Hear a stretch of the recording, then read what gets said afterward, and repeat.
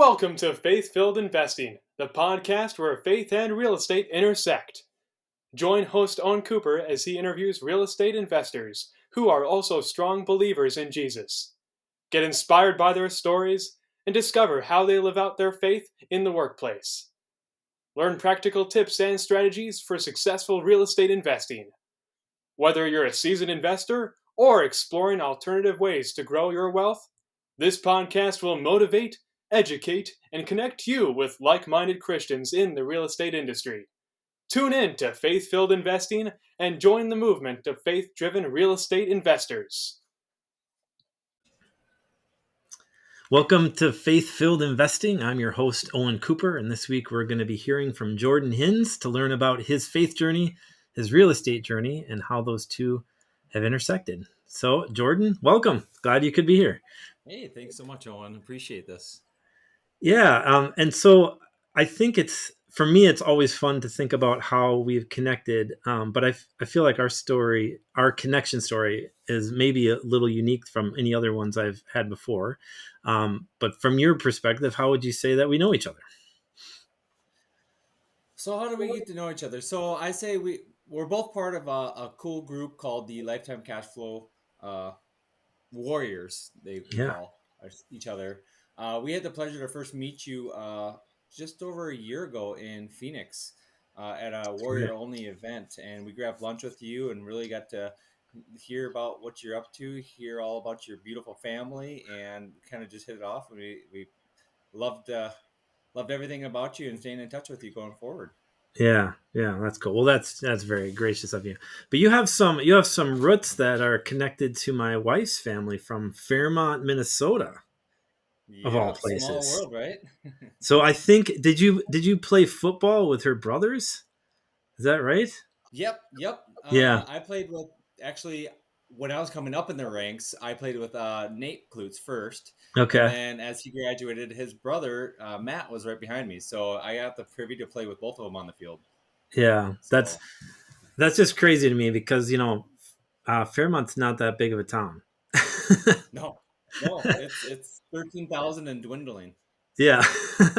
So when I met you at the Warrior Group and that Fairmont connection, that just it's kind of cracked me up. So anyway, that's fun. Hopefully they'll listen to this podcast and get a kick out of that too as well. So so growing up in Fairmont, what did your faith journey look like?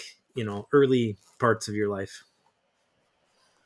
So early parts, I was blessed enough to have roots already intertwined with the church and God. So I was born into it pretty much, and then through my own. So the foundation was there, and all the stepping stones were there throughout my life. So from birth to baptism onto confirmation, I've had the opportunity to really expose myself to God and really learn as I grew all the mercy, the love, compassion, and sacrifice and power that He has, and all the blessings that I have and I'm thankful for in life because of Him. Yeah, that's really cool. So, so you said you've growing up, you kind of grew up into that your Christian family that you were in the midst of. There, for a lot of times, there's usually some point where someone is kind of like they take it, especially if they've grown up in a Christian home, where they kind of take it as their own. Do you have a moment like that where you're like, yeah, it's not just my parents' faith, but it's mine? Yeah, I think really I took ownership during my teenage years, kind of before I was confirmed through the church. In the teenage years, you start running into a lot of obstacles. You get your cliques in groups, and you really get presented with challenges. And I found that that crew that I got to go every week to church with and do our confirmation classes with, I really grew closer to that group because we were growing in faith together. We had maybe outside of the church, we were in different groups. I was quote unquote more of an athlete, where some of the other folks were more artsy, but through the church, we were able to connect and cross those lines and find commonality in our faith with one another. So I feel like I really started taking on ownership there, where I, could lean on fellow Christians to, talk about Jesus and talk about everything that we're learning in the Bible and growing closer not only to each other but with God Yeah, yeah, in that's that really way. cool. That I think really emphasizes the importance of community and doing it with others. Um, I mean, not only when you're young, but also older. Being connected into a group of believers. But interestingly enough, I think there's parallels to why you and I both decided to join a real estate investing group and not try to do it on our own, but actually surround ourselves with other people to encourage us Hmm. along the way. So I think there's some parallels there for sure. So from as that growing up teen years and then into adulthood, what tell me a little bit what your faith journey has looked like from that point up till now. So uh, I've been blessed in so many ways, and I give all thanks to Jesus. And that includes my first daughter, my wife, obviously, before that, and this family that I've grown into. But for years, my wife and I tried to get pregnant, and that was over Mm, 3 years of trying. And we've heavily leaned on our faith and trusted in mm, God and His plan for us, uh, and that I think really grew we grew even closer in our faith with Jesus mm, there because he, eventually blessed us at the right time in his mm, image and our plan for, in our lives.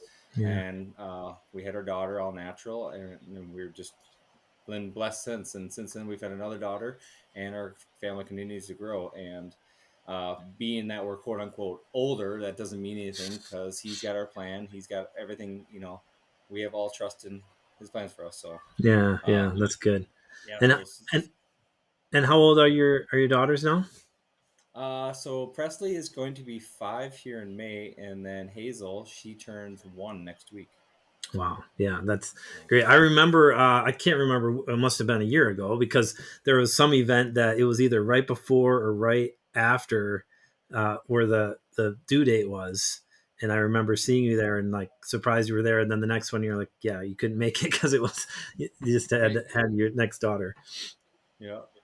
Yeah. Yeah. No, we're so thankful for how everything's planned out and worked out. Yeah. So, That's really cool. And tell me a little bit about your real estate life. How did you fall into the world of real estate? yeah. So we fell into the world of real estate. My wife and I both do this.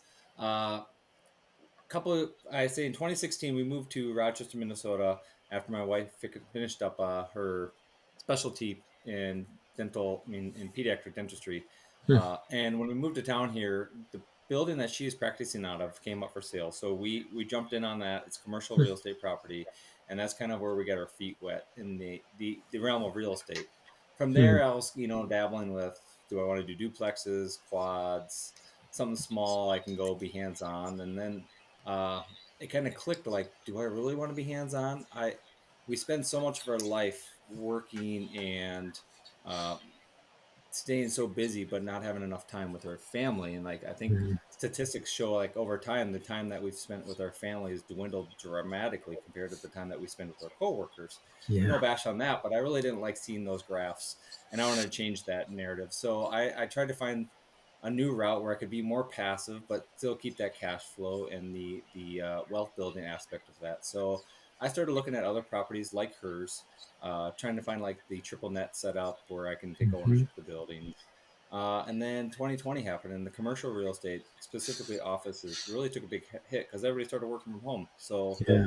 I had to change my purview. So multifamily was the best and still is the best. And I set my eyes on that for larger scale multifamily. So not just the Hmm. duplexes, quads.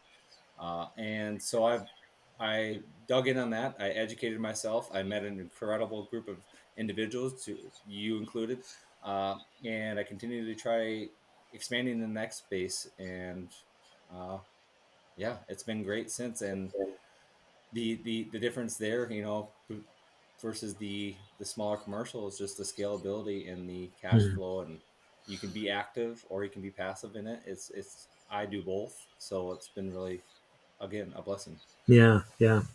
And so what do you have now for well, do you, I guess two part questions. Do you still have any commercial, and then what do you have for multifamily on top of that? Yep. So we still have our one commercial real estate medical building. Okay, that was the Still located original here one in that the you market. started with. Yep, we own that Okay. outright, and I do property management on the side. But that is we have that on triple net, so it's very hands off. Yeah. And if I want to, stay busy, I can stay busy with it. Otherwise, we outsource a lot of that work.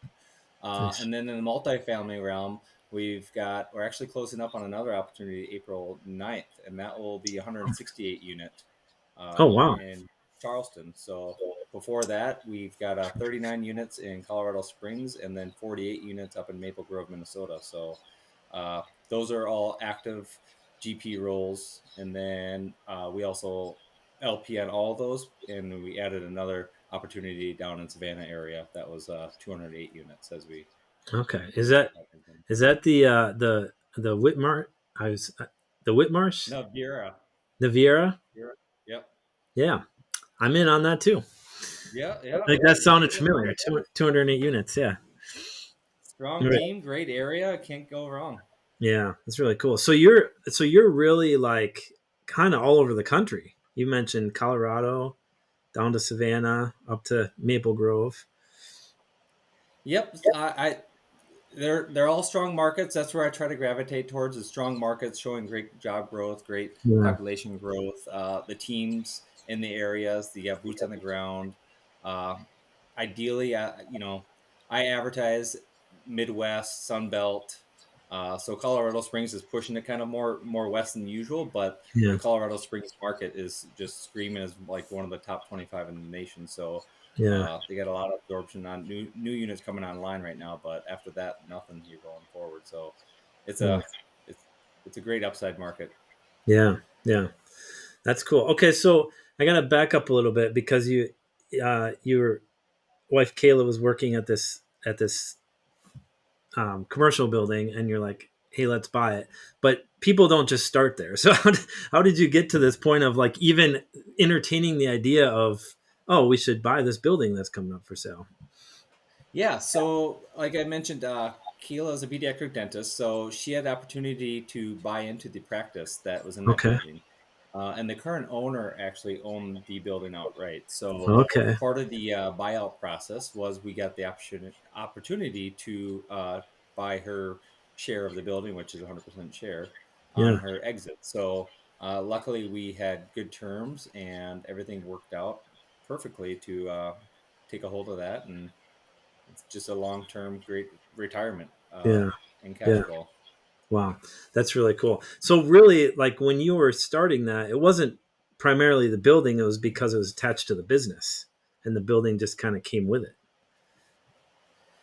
Yes, starting out, it's yeah. So you got two separate entities. We got our own entity that owned the building, which was Kayla and I, and then she was a dentist in the building, which is a business which was owned by another partner.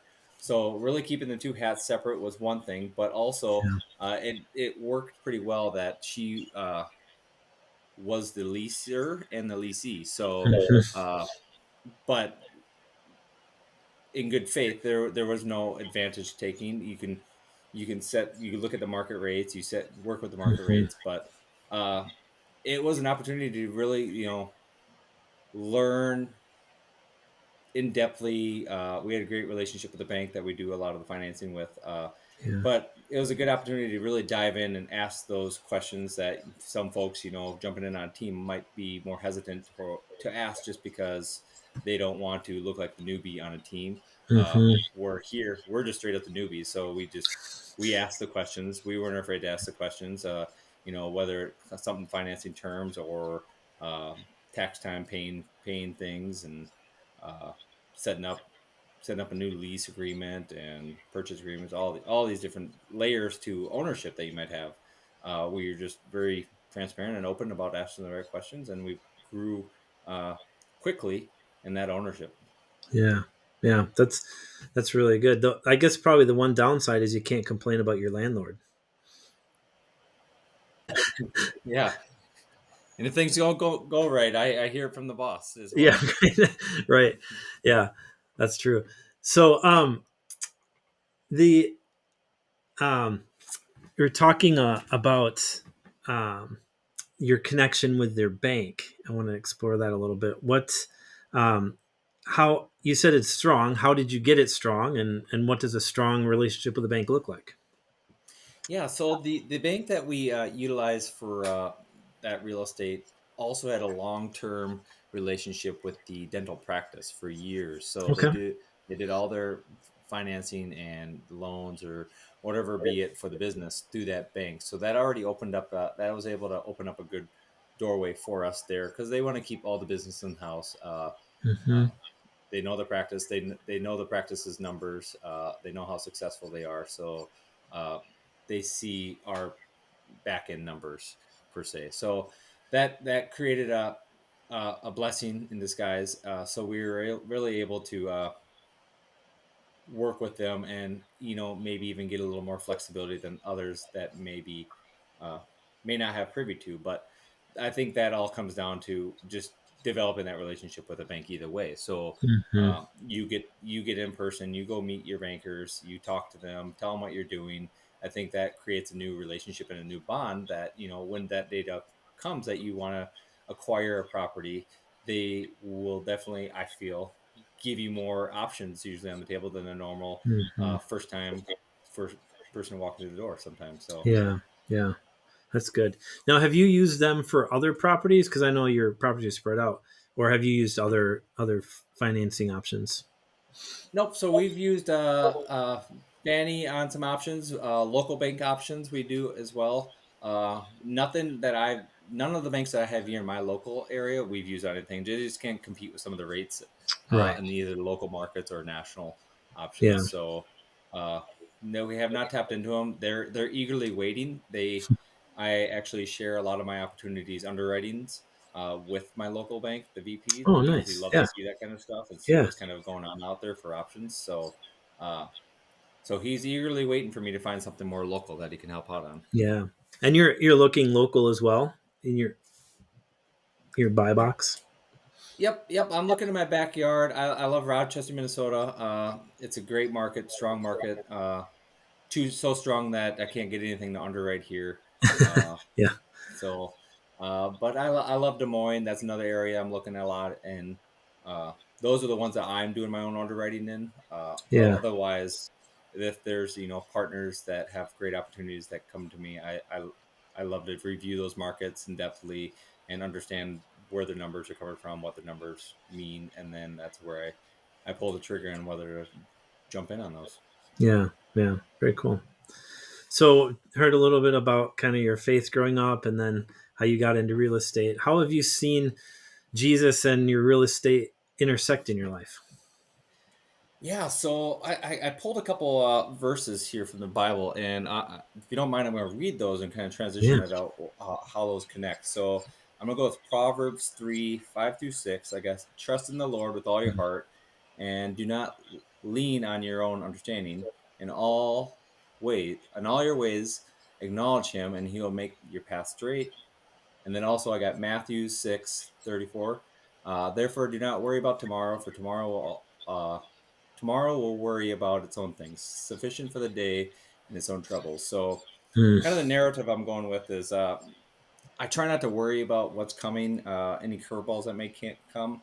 Yeah. So, I trust in Jesus' plan for me and whatever curveballs that are thrown at me. I know it's all going to work out in my future.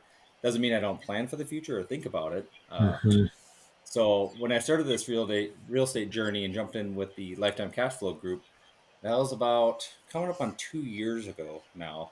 Okay. Yep. And timing is everything here. It's crazy how timing works out. But my corporate job, my W-2 job, got restructured just this last summer. So beginning of this year, I actually lost my W-2 job because they gave me an option to either move 60 miles away to take a new job or I get rolled over into a severance and I'm all done. So uh, I'm all done with the W 2 job. I do real estate full time now. Wow. And like I said, time is everything. That I got into the real estate at the right time, Hmm. not knowing that this was coming, but it gave me Yeah. enough time to really get on my feet, get things moving, get the ball rolling, to really dive in at this point and make this a day to day job.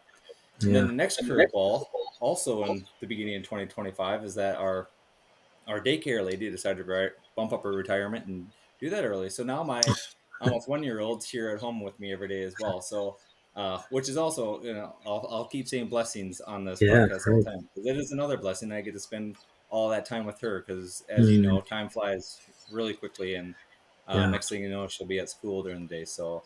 I get to drop off my girls. I get to pick them up and everything. So I'm so blessed to have all that extra time with them. And the mm, real estate gives me that passive income and gives me that freedom of time. So yeah, it's been a blessing in disguise. But yeah, 2025, go from yeah, losing the W-2, losing the daycare to getting the option, getting privy to doing what I love and have passion for, and giving me more time yeah. and freedom with my family. More time with your family, and as you were saying earlier, like your whole desire was to kind of rewrite the narrative, right, of time spent with family. So the Lord's helping you with that, with the between circumstances Yeah. and whatnot. Yep, and What it is? goes right. It goes with those lines that I mentioned. It's just not to worry. I Yeah, trust in the Lord and His path for me, and it's all worked out. yeah. That's really good advice. I think especially probably every industry, but I feel like real estate, because it's so tied to the economic factor of our country. There's always this prognosis of what's going to happen, or if this president takes office, or if this law gets passed, it's going to do this to rates or this thing. And so it's just like so much kind of forecasting in the future that it's really easy to kind of start worrying about that, or think, oh, what if I'm too late or too early, and that timing kind of thing. And so to be able to just trust the Lord, I think gives you that peace to really smooth out, all the up and down kind of messages that you hear all the time in this industry. Yep. Yeah.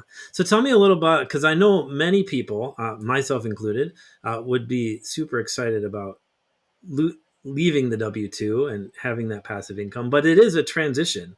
And for you, maybe it was like quicker than you were expecting. So talk a little bit about what that transition has been like, and what your life looks like now that you don't have your W-2. Yeah, yeah. So uh, I will say that I was hoping to plan. I was leaving. I was going to leave my W-2 in another year, so this got bumped up a Okay. year on me. Okay. So I did have plans tentatively. The timelines just got shortened up really quick, and then it's boom right in my face. So Yeah. I had done a lot of extensive research on like the simple little things, like what are you going to do with healthcare? Because my wife's a private business owner, so she doesn't have that Yeah. corporate healthcare. So what do we do there? So I had to do some planning there, and then the day to day kind of just changed to being more involved with the family, and being able to do a lot more without that lingering corporate job over my head of Hmm. being at their beck and call, because I was in disaster, which was a 24/7 Oh, wow. employment, which is annual pay, which means on the weekends if something happened, if apartment fire came up or tornado come up, that's drop everything, go help out. Hmm. So I had, I didn't have that kind of anxiety hanging over me, that I could be present in everything and not have to worry about missing anything anymore. Yeah. And it gave me a lot more opportunity to dig in deeper on my markets. So Hmm. instead of splitting a W-2 and the real estate time, now I get 100% time to look deeper into the market, start doing more cold calling, to find properties that really catch my eye, to just reach out, talk to them. Hmm. Phone's a very powerful thing, and getting on the phone with or in front of somebody is a very powerful thing. Hmm. So looking at properties, spending more time uh, educating myself in areas that maybe I wasn't as strong as I wanted to be in. So underwriting, getting more in depth in the underwriting, so I can understand more different scenarios, because there's a lot of different variations of underwriting that you can get into, and then learning different areas, like not just multifamily, but looking at self storage or Hmm. senior living, which are great areas as well. So, Hmm. and then more exploration into commercial medical space as well, and finding more triple nets. So it's Yeah. just giving me a lot more time to do that, along with the extensive amount of time that I'll never regret with my family. Yeah. Yeah. That's really cool.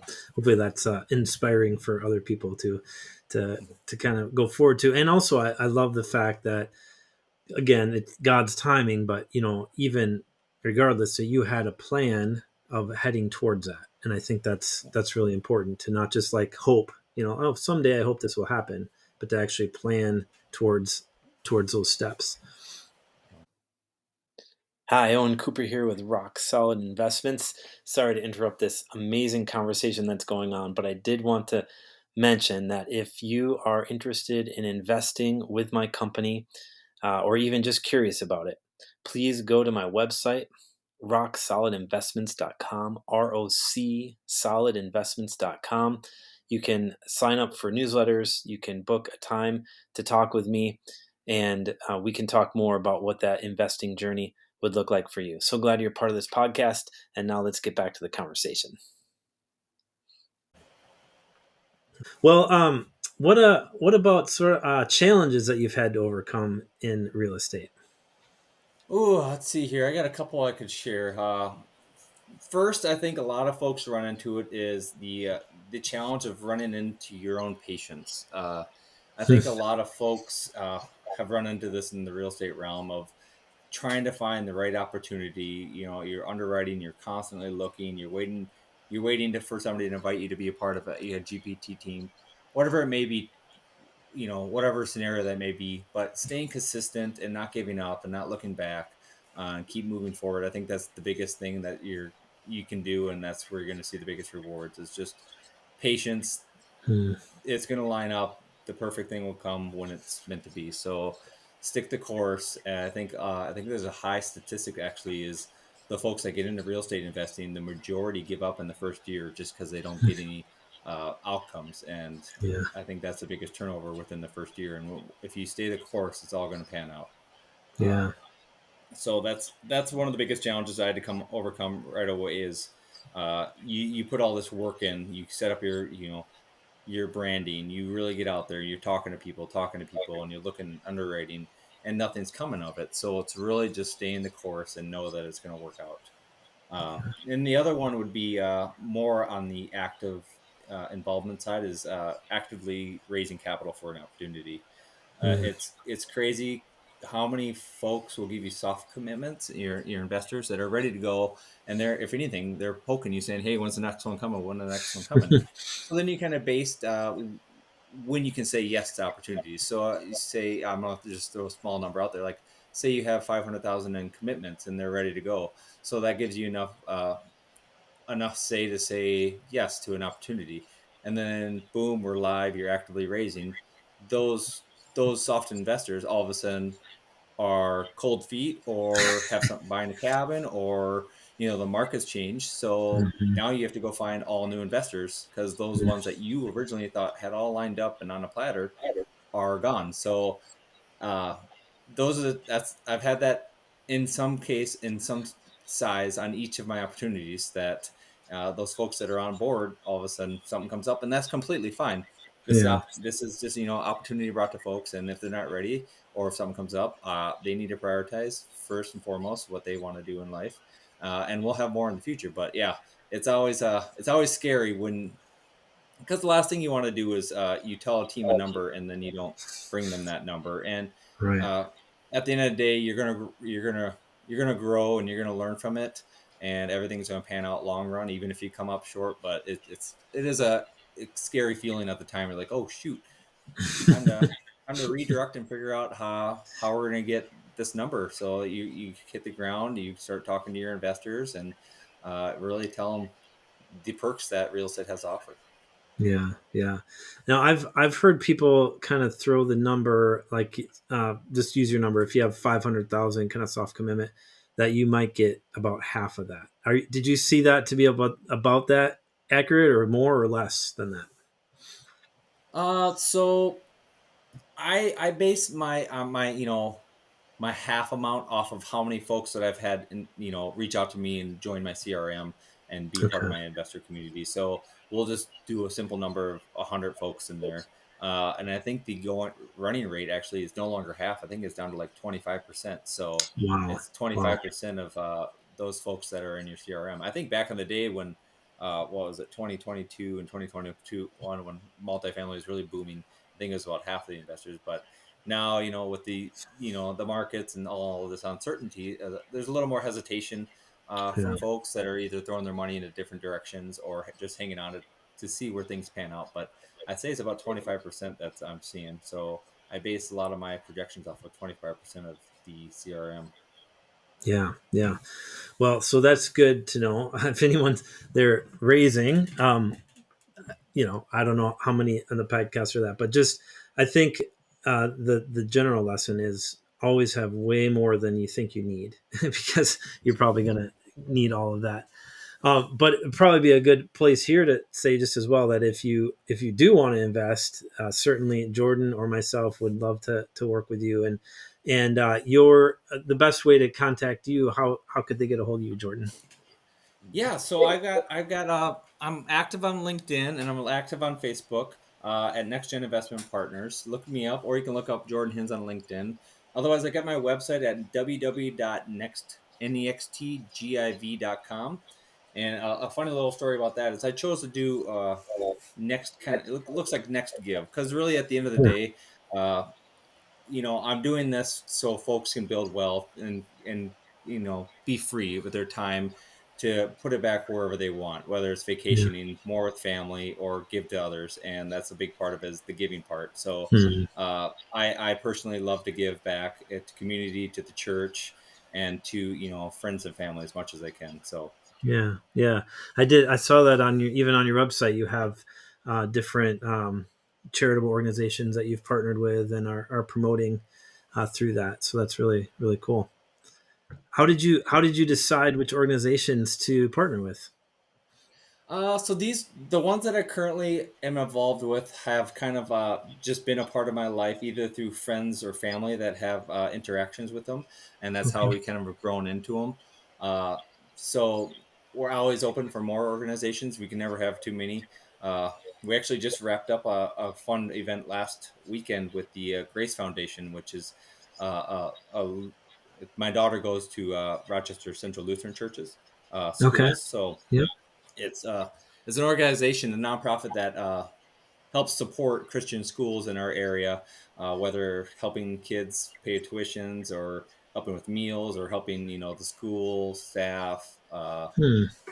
items, anything it may be. So we helped do some fundraising for that. It was kind of a Cool. the other side. I raised money for these investment opportunities, so I was on this side helping raise money for the nonprofit to help Yeah. the school, help the kids, and help the church as a whole.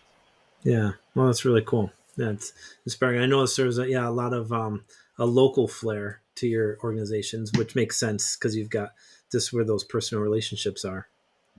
That's Yep. really good.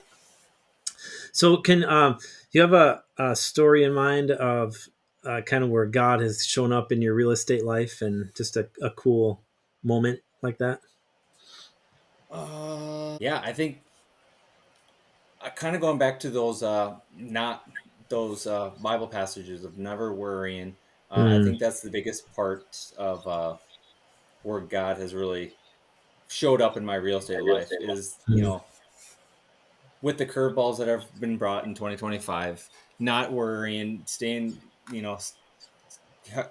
close to my faith and knowing not to be afraid, and what's to come.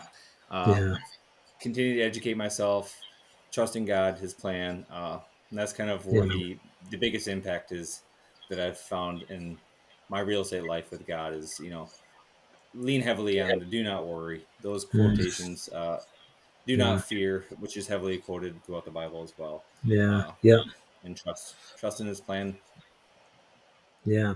I've heard it somewhere. I haven't validated this, but that it says to fear not in the Bible 365 times, which is one for each day of the year. So I think that's important, because when you're following God, he's bigger and stronger than anything that could come our way. So Yeah, really takes all that kind of fear and worry off the table.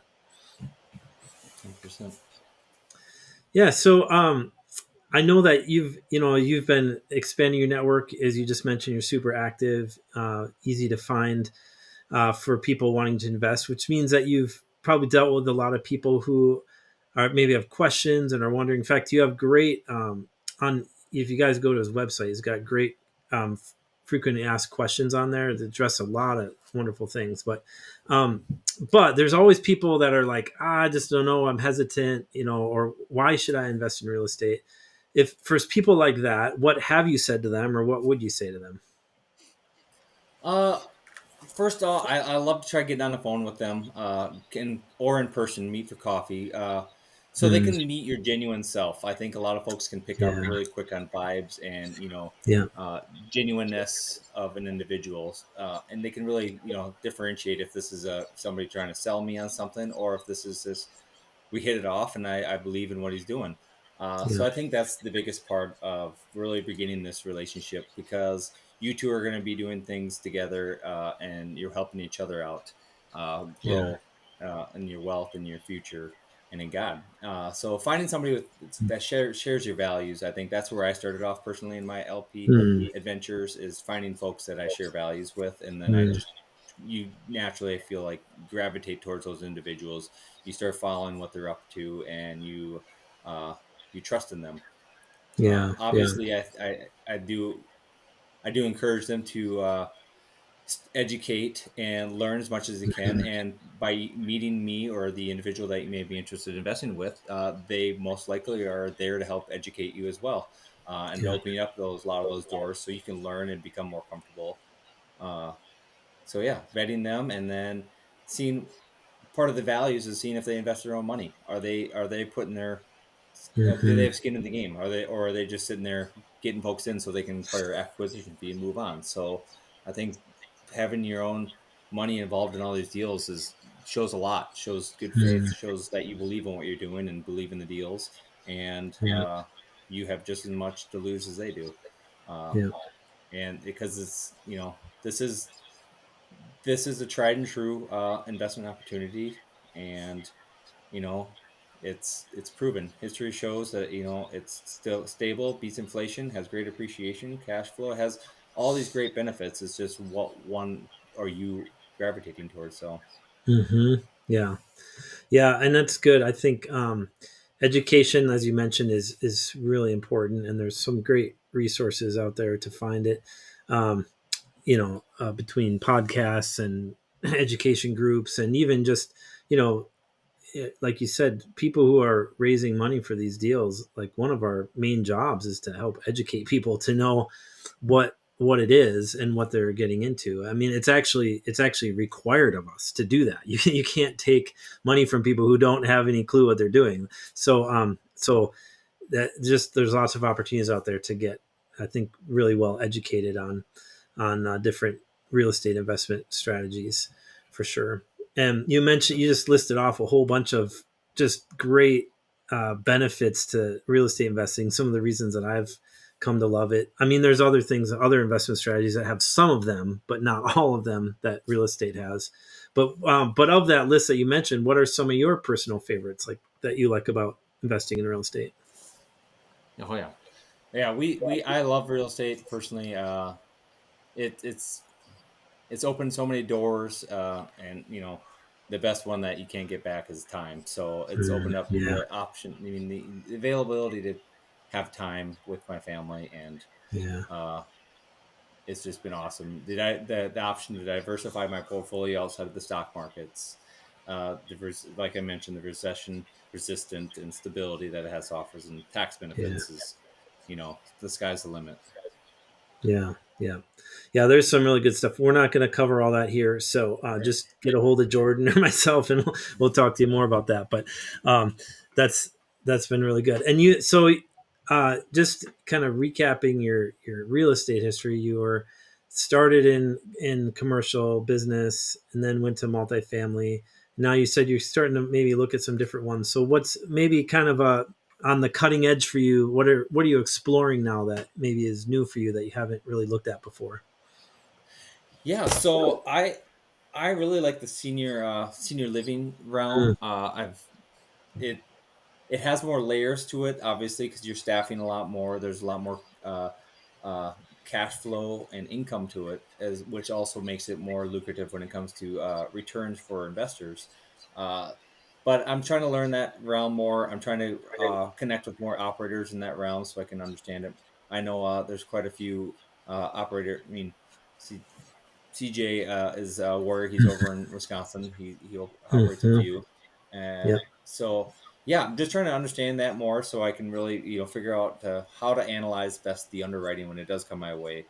Because like yeah. like I mentioned, there are much more lanes to, manage. So making sure that's all lined up and that you have a good risk mitigation in place to make sure everything's going to go smoothly. But at the end of the day, the truth of the matter is that baby booming generations, they're looking to get rid of their properties. There's turnover there, and they're all Hmm. gonna unfortunately need places to stay, whether it's at home or these senior living facilities that give the option to have more social life and activity. Hmm. So the demand's going to be there going forward. Yeah. And yeah, I'd love to learn more about that space. Yeah. Yeah. Yeah. I really have not touched that area at all until I had a possibility of getting in on a deal with a group of people. They were kind of further in the process, but it was actually right in my backyard in Wisconsin. And so I started doing some more research about it and really, really was fascinated by it. And I love the idea of being able to give just not only a quality living space, but really like a quality life experience, and I think that's the thing about, these living facilities is that it's not just a place to live. It comes almost like with a social life and all these other things, which I think is great. I love to see that. And so yeah, I think it's like you said, that segment of the market is not gonna get shrunk anytime soon. Like, just because of our population, the baby boom, it's called baby boomers for a reason. So that's kind of that's the demographic where they're headed. So I think it's a real good thing to take a look at. Maybe we'll get into one together. Yeah, and like you said, it is so rewarding to help out too. That's why also in the multifamily space, you get as as somebody acquiring the property, you property owner, you now have a direct impact on those residents, and Yeah. you can influence the quality of life and make it better for them, which is a very powerful and a gratifying thing that you can come in and not just bump up the rents, but how about you clean up the expenses or the mismanaged property to not Hmm. have to bring up the rents in, in those ways, but make their Right. property cleaner and renovate that. It's a rewarding thing on many different levels. Hmm. Yeah, and then similar to the senior living, just give them a better living experience, just Yep. a cleaner place, or even sometimes more services, or more opportunities, or more of a community life. Those are some things that I've been looking at, like in apartment spaces of like you said, it's not just come in, bump up rents, but how can you improve the quality of living there, make it an attractive place that people want to live. Not only is it better for them, but it makes you have less vacancy and less turnover because people really enjoy wanting to be there. So I think it's, like, caring about people is actually a good investment strategy. Huge. Yep. It's a great Yeah. investment And I strategy. love Yeah. that you can do It'll that pay together. dividends big time. Yeah. Yeah. That's so good. So, all right. Well, you've got a pretty new child at your home. You just transitioned, leaving your W-2. Um, so those are pretty exciting things. But beyond that, just your life in general, what's something else that's been exciting for you recently? Oh, hey, yeah, you pretty much summed it up. 2025. So I've lost my Yeah. job, W-2 job. I'm Yeah. closing on 168 units here in April. Daycare provider retired. My youngest is at home with me now, who turns one next week. Uh, we've got plenty of year left, so I'm looking Yeah, forward it's only to, March. yeah, 3 months down, and plenty to go here. Uh, yeah, I'm looking forward to more opportunities. Kind of to mention, I love to get something in self storage and living this next year. Maybe take down one more opportunity later this year, and spend more time with the family. That's all I'm really gonna Yeah. focus on that. Uh, Girls are both gonna be home for the summer, so really get out, do some adventures, travel, see the world, see all this beautiful stuff that God's given us, the world that God's given Yeah. us. So Yeah. uh, so much out there, and yeah, and continue to educate and grow in the Yeah. multifamily realm and in God. Yeah. Love it. So cool. Well, Jordan, it's been really good getting to talk to you.